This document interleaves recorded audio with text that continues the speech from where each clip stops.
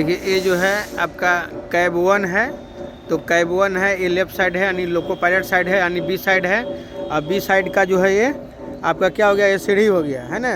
ये सीढ़ी से सीढ़ी के बगल में यही जो है आपका कॉक हो गया, कौन आपका ए हो गया, ऊपर जो है ब्रेक सिलेंडर कॉक हो गया, और ये जो है ठीक इसके नीचे पार्किंग ब्रेक का हो गया ये है ना। अब देखिए यही उभरा हुआ भाग देखना है, देखिए ये उभरा हुआ भाग। अब देखिए पाइप के समानांतर है, मतलब ये खुला हुआ है, ये उभरा हुआ भाग हम लोग को देखना है। अब इसी को अगर हम इसको दबा करके इसको घुमा दें तो ये क्या हो गया, आइसोलेट हो गया है ना। एक अब आइसोलेट हो गया, फिर इसको नॉर्मल कर तो ये नॉर्मल हो गया।